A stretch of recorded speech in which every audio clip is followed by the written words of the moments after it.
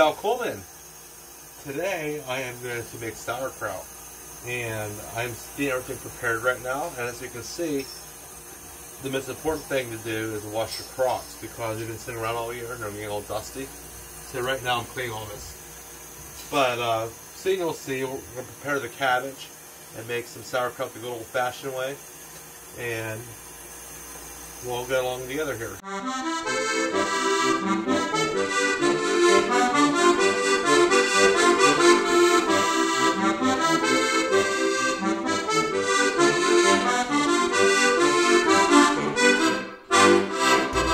So, I got the crocks washed right now, and now what I need to do is get the cabbage ready.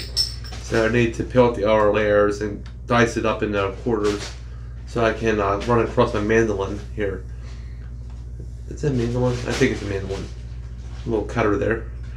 And we can start making sauerkraut here pretty quick. So the next step here is to get these ready. So I got these nice heads of cabbage here. And what I always do is I always take the outside leaves off it because they're not very nice. They're bruised and they're damaged from transport to the grocery store.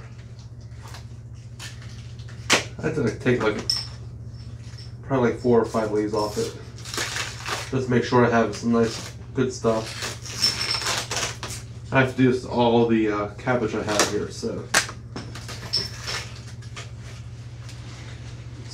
I've got this head of cabbage here. I got rid of all the leaves that want on it. I'm thinking about getting rid of this heart here because I don't really want that in there.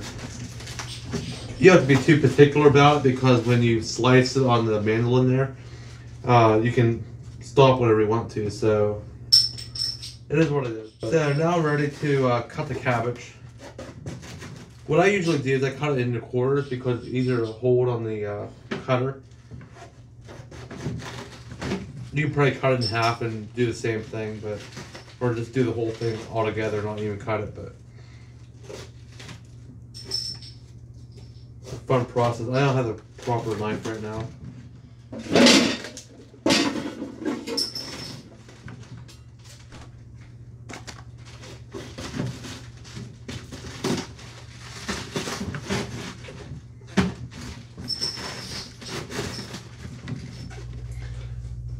So I got my mandolin ready here, and I got some cabbage ready. I got one head ready, and this is the mandolin. It has this box here that's supposed to be able to go back and forth, but as you can see, this one here is not operating correctly.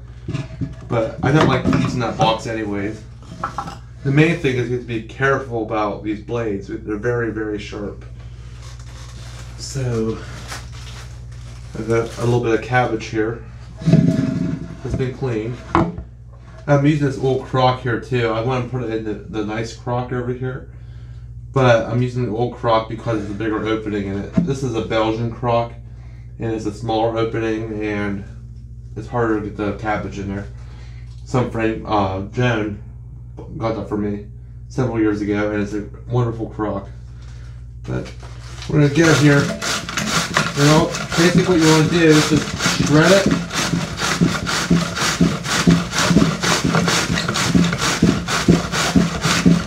And just wash your fingers.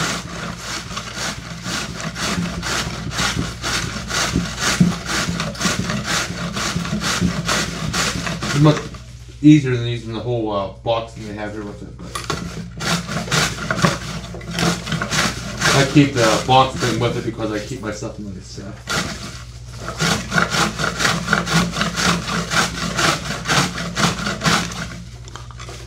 Make some nice sauerkraut here. I'm getting very close to the blades now. It kind of makes me afraid of my fingers. These blades will cut your fingers open very, very quickly. Ouch! Yeah, I hit myself. So, as you can see, my advice I didn't take myself. I cut myself, and now it's all nice and wrapped up and clean and everything else. because my wife was being nagging in the background. She made me lose my attention pretty much this whole process. But anyways, we're gonna keep going here real quick.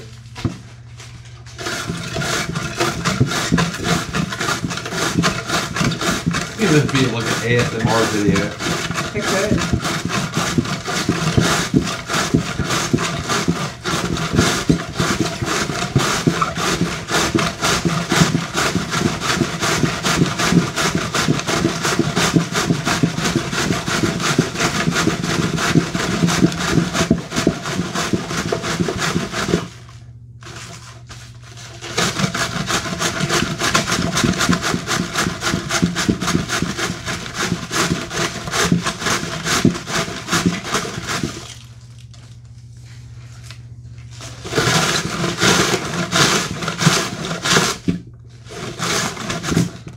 Getting close again.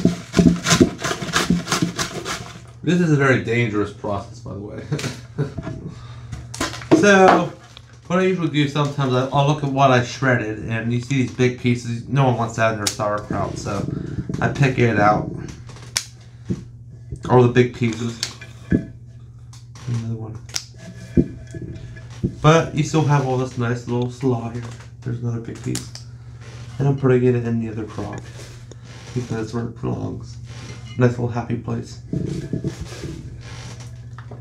Look at that beautiful sauerkraut footage. Beautiful.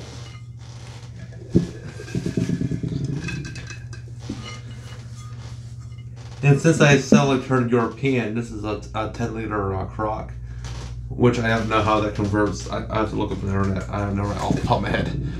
But it's basically like a 4-gallon crock right now. But it makes enough to make about 10 or 12 bags of sauerkraut. You can share it off to all the people that want to make it. It's very simple. But so I got a lot of sauerkraut in here now. And the next step of this whole process, this is a whole head of cabbage I have in here, which I probably shouldn't put the whole head in here, but I'll fix it here real quick. But so I have a little bit of shredded cabbage in here now. And what is a good practice is, well, it's actually required, because if you don't do this, it will all turn out wrong. But you put a little bit of cabbage in a crock, which I originally had 2 full, so I have another crock here. I put some extra stuff in it. But you want to put some salt in it, and then you want to beat it so it gets bruised and it soaks in the salt, and it waters. And it's the water that forms on top of it that keeps it like in an anaerobic environment, so no like bad bacteria grows when it ferments. So I don't have any science to this. I add a little bit of salt.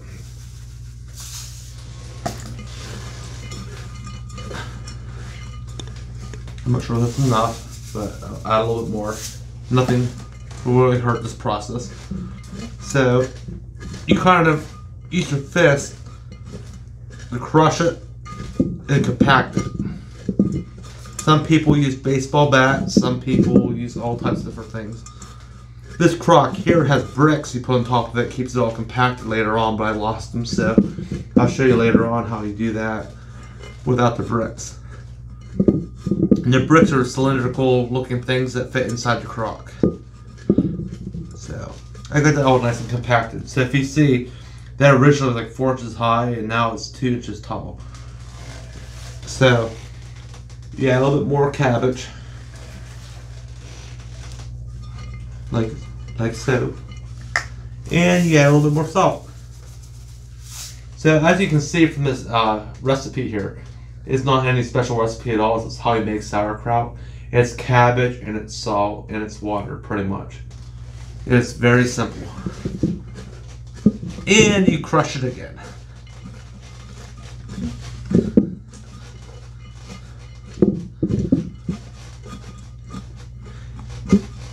So as you keep going here, you keep putting the salt and you keep crushing it, water will like come out of the cabbage, and you'll actually have a little bit of water on top of the cabbage. That's a good thing, and that's what you want. You don't want it just sitting there without any water.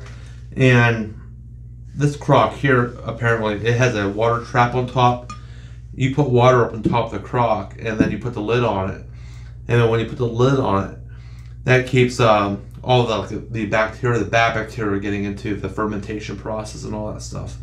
I've had a lot of good luck with this crock. I made it like 3 or 4 times now, and it's good stuff. I don't know. It's very simple to make. Sometimes finding a quantity of cabbage to make sauerkraut's hard, especially when you live in an urban area like we do now. But I went to the grocery store and it's paid way too much for this cabbage, but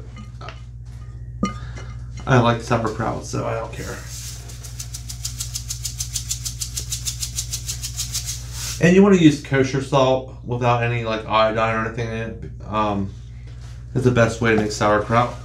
Iodine, you probably could make with the other salt, but the iodine-based salt and all that makes it taste funny, I think. I read. Pickling salt's probably the best. I think pickling and kosher salt are probably the same thing. But I'm not Aunt Jemima, so I don't know.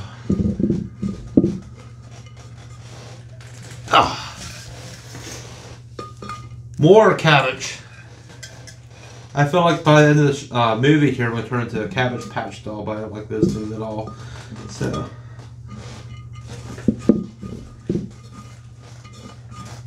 So basically, this is a process, and what you do is you fill the crock up probably about, well, if this crock here, I could fill it the whole way up if I wanted to. But in this crock over here, the antique crock, since it doesn't have like a water trap on top of it to keep the bacteria out, you want to leave a little bit of room to put like a plate with like a weight on top of it. And then what I usually do is I put a plate and I fill a bag of water up, like a trash bag, an unscented trash bag. You sit on top of that and it keeps all of the air out of the whole process. If you just put like a plate and a brick and don't do anything like to try to, you know, keep the air out, you'll get all types of funny colored fungus and everything else. It's whatever. But so this one here, I'm assuming from I can tell from here, I'll probably have a little bit in this crock. So I'll find a garbage bag or like a big, like a food, like, you know those liners you put into your roasters. You can fill that with water and you put it on top of the sauerkraut. You tie it off, put it on top of sauerkraut, and that'll keep all the air from getting into the sauerkraut, and that will reduce the waste. I made sauerkraut a long time. The first time I made it, I had blue and green fungus growing on it, and I had it open to the air. I put cheesecloth on top, like some people say to do, and it didn't work out for me. My basement was pretty moldy at that time, so maybe that's what happened. But I dumped it out. But if you put the bag of water on top of it, or you have a system like this where you put the water in the water trap and put the lid on it, you won't have those issues. So I'm going to continue making more sauerkraut, but hopefully this gave you some tips on how to make it. It's very simple. It's fun fall activity, and I'm hoping that if I keep this out here in the sun, and you know, you want to keep sauerkraut in a warm area, because if you keep it in a cold area, it ferments slower. But usually in the past, I kept it in a basement, so it took 8 weeks. But sometimes people have been able to, you know, create more heat somehow, like a heat lamp or something like that, and they can make it a lot faster. But I like to let nature take its course. But right now is like the perfect time to make sauerkraut, because it'll be ready for New Year's for all the Pennsylvania Germans and everything, and with the pork, it's delicious. And I've been promising my grandma this for 2 years now, and I finally got the cabbage, and here it is. So as you can see in this crock here, I got a little bit here. I got half it filled. It's starting to get watery. That's what the salt does.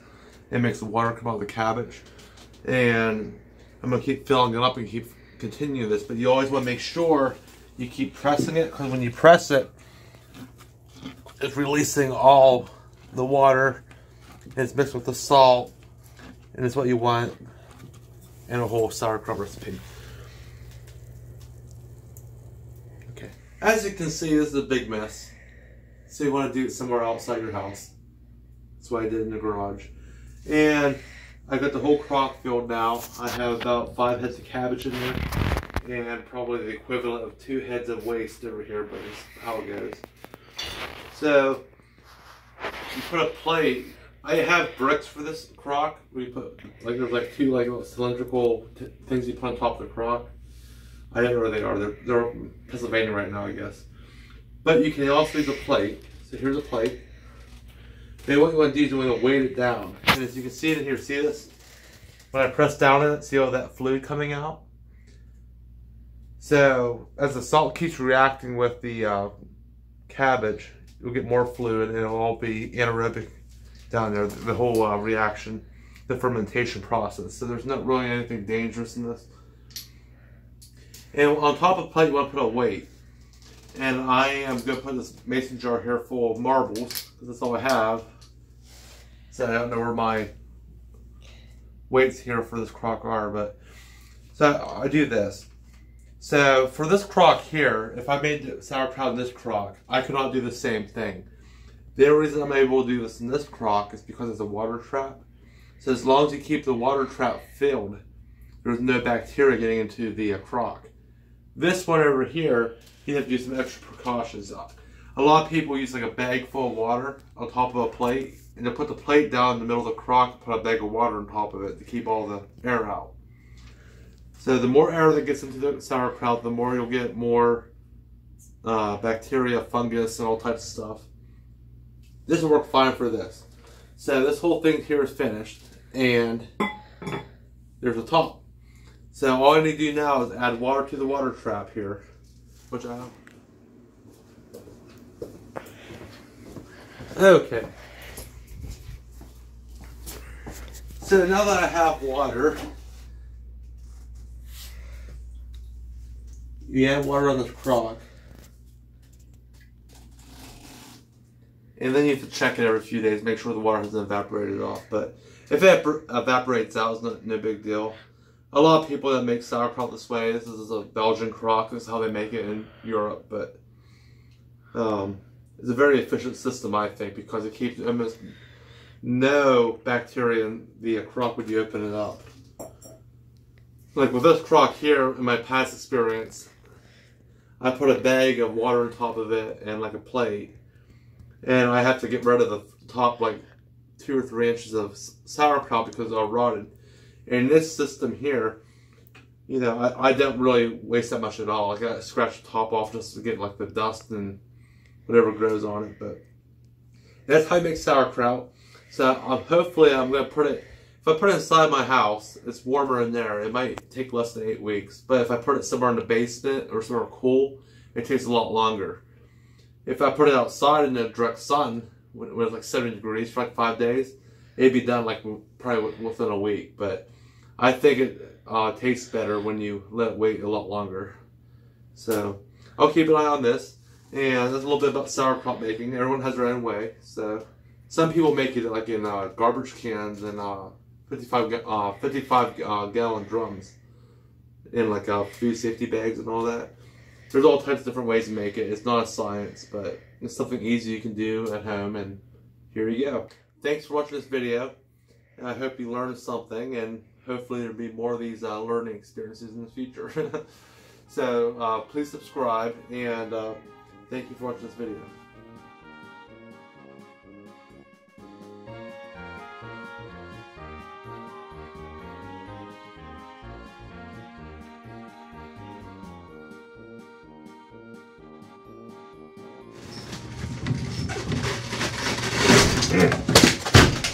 Well, ouch!